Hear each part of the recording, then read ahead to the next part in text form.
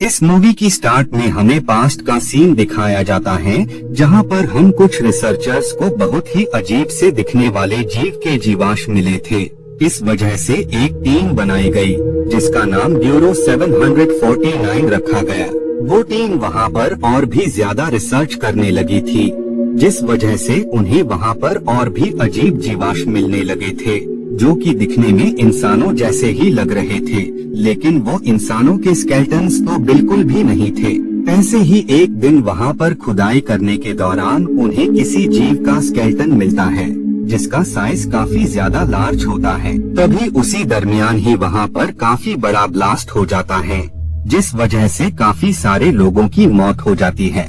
अब क्योंकि किसी को भी पता नहीं होता है कि आखिर वहाँ पर एक्सप्लोजन किस वजह से हुआ था, इसीलिए उस सुरंग में जाने के लिए एक टीम बनाई जाती है, जिसमें हुबाई नाम का शख्स भी मौजूद होता है। अब ये सब के सब उस सुरंग के अंदर चले जाते हैं। इनके वे में काफी सारी जगहें आती है, जो कि दिखने में बहुत ही ज्यादा अजीब और खौफनाक लग रही थी। बाद में ये सब बर्फीली जगह में पहुंचते हैं, जहां पर उन्हें किसी बड़े से जीव के पैरों के निशान दिखाई देते हैं। इस बात से ये सब चौकन्ना हो जाते हैं, क्योंकि अगर उस जीव ने इन्हें देख लिया होगा तो वो सडनली इन पर अटैक जरूर करेगा। इसके साथ ही उन्हें वहाँ पर कुछ बैट्स नजर आते हैं, जो कि दिखने में नीले रंग के होते हैं। वो बैट प्रोफेसर पर हमला करने वाला था, लेकिन इससे पहले ही वो शख्स उस बैट को पकड़ लेता है, जिस वजह से उसका हाथ बर्न होने लगता है और धीरे धीरे उसकी पूरी बॉडी जल जाती है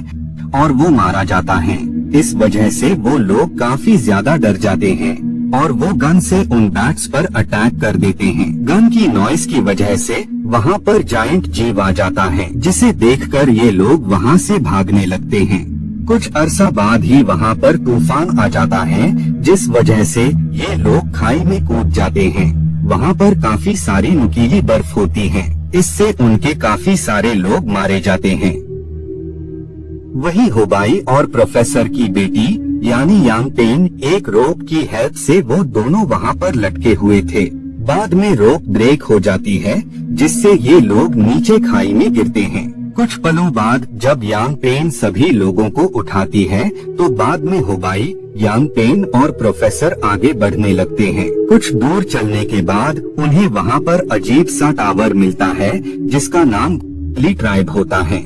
यहाँ हमें पता लगता है कि असल में प्रोफेसर इसी टावर को काफी अरसा से सर्च कर रहे थे और फाइनली आज जाकर इनकी तलाश खत्म हुई। बाद में प्रोफेसर कैंडल को जलाते हैं और वो उन दोनों को टावर के अंदर दाखिल होने का कहते हैं। जैसे ही वो दोनों टावर के अंदर दाखिल होते हैं, तो वो टावर ओपन होने लगता है और वहाँ पर काफी सारे लोगों की सोल्स आ जाती हैं। लेकिन इससे पहले कि टावर का डोर पूरी तरह ओपन हो पाता, उससे पहले ही उनके साथ मौजूद शख्स उस कैंडल को बुझा देता है, क्योंकि उसका ये मानना था कि टावर के ओपन होने से बुरी सोल्स इंसानों की दुनिया में आ सकती हैं।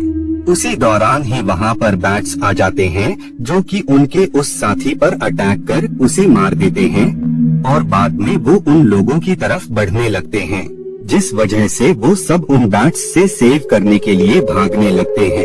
लेकिन एक बैट्स हुबाई के सिर पर आग लगा देता है, इससे उसे काफी ज्यादा तकलीफ होने लगती है। इस वजह से यांग पेन और हुबाई पानी में कूद जाते हैं, लेकिन वो लोग वहाँ पर भी सेफ नहीं थे, क्योंकि एक जायंट यांग पेन पर अटैक कर देता है। नेक्स्ट सीन में हम हुबाई को देखते हैं, जो कि वहाँ से निकलकर अपने कैंप में वापस आ गया था। डायरेक्टर उसे बताते हैं कि तुम अकेले ही वो शख्स हो जो कि वहाँ से अलाइव आया है, क्योंकि जितने भी लोग हैं वो सब के सब मारे जा चुके हैं। अब इतने सारे लोगों की डेथ की वजह से हुबाई काफी ज्यादा सैड होता है, जिस वजह से वो दूसरी जॉब के लिए अप्लाई करता है और फाइनली उसे लाइब्रेरी में जॉब मिल जाती है। एक दिन हुबाई की नजर किताब पर पड़ती है, जिसके रिटर कोई और नहीं बल्कि वही प्रोफेसर होते हैं, जो कि इन सब के साथ वहाँ पर गए हुए थे। उस बुक को रीड करने से हुबाई को पता लगता है कि ये पहली बार नहीं है, बल्कि प्रोफेसर पहले भी एक बार और उस प्लेस पर जा चुके हैं। इधर हम यांग पेन को देखते हैं, जो कि शॉकिंगली अभी भी अलाइव होती हैं। लेकिन उसे अपने पास्ट की जितनी भी मेमोरीज होती हैं, वो उसे याद नहीं थी। इधर प्रोफेसर भी अलाइव होते हैं, जो कि उन लोगों को उनकी एग्जैक्ट लोकेशन से 200 माइल्स दूर मिले थे। इधर हम एक सिटी को देखते हैं जहां पर सब कुछ डिस्ट्रॉय हो गया होता है। वहां पर मौजूद हर एक चीज तबाह बर्बाद हो गई होती है। इधर डायरेक्टर प्रोफेसर को अपने पास बुलाते हैं। प्रोफेसर उसे बताता है कि असल में उस सिटी को डिस्ट्रॉय करने के पीछे कोई और नहीं बल्कि एलियंस ही हैं। क्योंकि जब कुछ पलों के लिए टावर का डोर ओपन हुआ था, तो वहां से कुछ एलियंस हमारी दुनिया में आ गए थे और वो ही हर जगह तबाही मचा रहे हैं। इधर हुबाई की बॉडी खुद ब खुद ही बर्न होने लगती है और इसके साथ ही वो वहाँ पर मौजूद जितनी भी चीजें होती हैं, उन सबको वो हवा में उड़ा रहा होता है। जिस वजह से वहाँ पर वो शख्स आ जाता है जिसने हुबाई को जॉब दी होती है।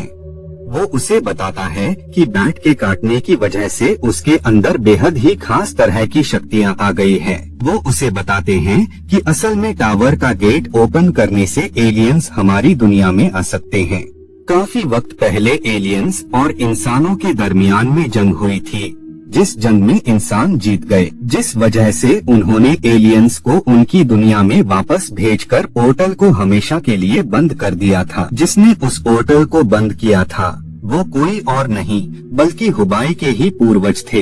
इसी वजह से उस टावर का जो डोर होता है वो हुबाई के अलावा और किसी से भी नहीं खुल सकता था। वो उसे बताते हैं कि सारे एलियंस अपनी दुनिया में वापस नहीं गए थे, बल्कि उनमें से कुछ एलियंस बच गए थे।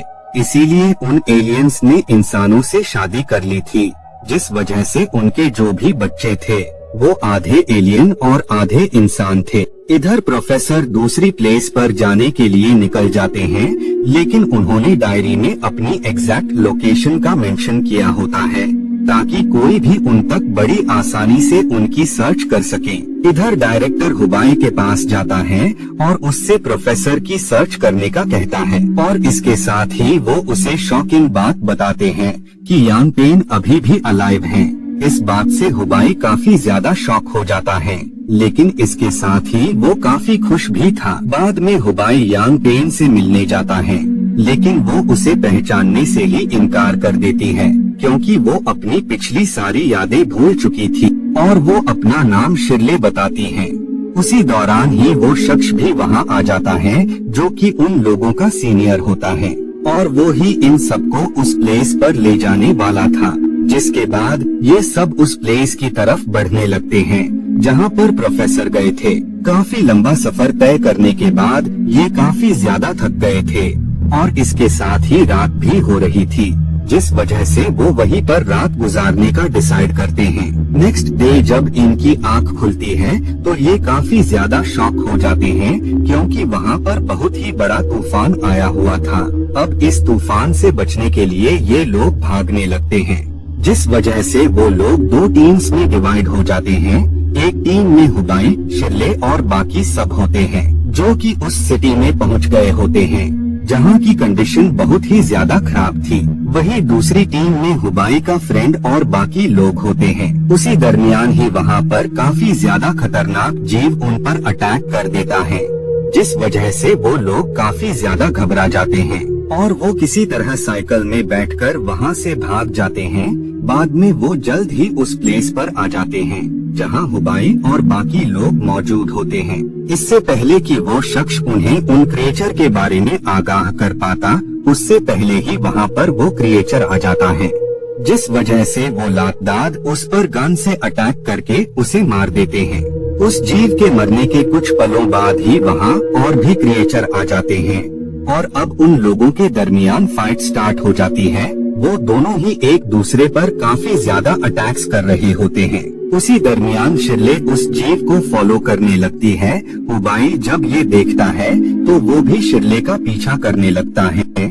उसे फॉलो करके वो अजीब सी प्लेस पर आ जाता है जहाँ पर काफी सारी लाशें लटकी हुई थी और इसके साथ ही वहाँ पर सुरंग भी होती है जिसके अंदर हुबाई चला जाता है। बाद में वो किसी और प्लेस पर पहुँचता है तो उसी दरमियान ही एक क्रिएचर उस पर अटैक कर देता है, जिस वजह से वो काफी बुरी तरह इंजर्ड हो जाता है।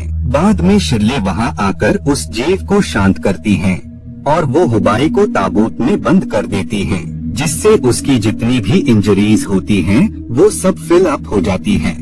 हुबाई की जब आँख खुलती है तो वो खुद को उसी टावर के पास पाता है। अब हमें यहाँ पता लगता है कि उस जीव ने यांग पेन को उसी टावर के पास लेकर आया था। बाद में उसी टावर से एक सोल निकली थी जिसका नाम शिरले था। उसी सोल ने यांग पेन की बॉडी पर कब्जा कर लिया था। यही वजह होती है कि यांग पेन को कुछ भी याद नहीं होता है। वो सोल इसीलिए उसे वहाँ पर लाई होती है ताकि वो उसकी हेल्प से टावर के गेट को ओपन कर सके, जिससे जितने भी जीव हैं वो सब इस दुनिया में आ सके। अब क्योंकि हुबाई के पूर्वज ने ही उस टावर के गेट को ही बंद किया था, जिस वजह से वो डोर हुबाई से ही ओपन हो सकता था, लेकिन वो डोर को ओपन करने से इनकार कर देता है, जिस वजह से वो हुबाई को वहाँ से उसी प्लेस पर वापस भेज देती है जहाँ पर एक जीव उसे मारने वाला होता है। लेकिन इससे पहले ही यांग पेन उस क्रीचर पर अटैक कर उसे मार देता है। बाद में हुबाई सबको बचाने के लिए शिरले पर अटैक कर देता है, जिससे जितने भी जीव होते हैं वो सब मारे जाते हैं। बाद में हुबाई उसे चैम्बर के अंदर रख देता है और यहाँ हमें पता लगता है कि असल में यांग पेन की मॉम एलियन थी। यही वजह होती है कि उनकी बेटी भी आधी इंसान और आधी एलियन थी। उन एलियन पर कर्स था, इसी वजह से वो यंग एज में ही मर जाते थे, जिस वजह से प्रोफेसर बिल्कुल भी नहीं चाहते थे कि उसकी बेटी भी यंग एज में ही मर जाए। इसी वजह से वो हुबाई और यंग के साथ उस प्लेस पर गए थे। हमें पता लगता है कि खाई से जब ये सब नीचे गिरे थे तो सब के सब मर गए होते हैं, लेकिन यांग ने अपनी पावर से सबको अलाइव कर दिया था। लेकिन अब यांग मर चुकी हैं और वो अलाइव नहीं हो सकती। इसी के साथ ये मूवी यहीं पर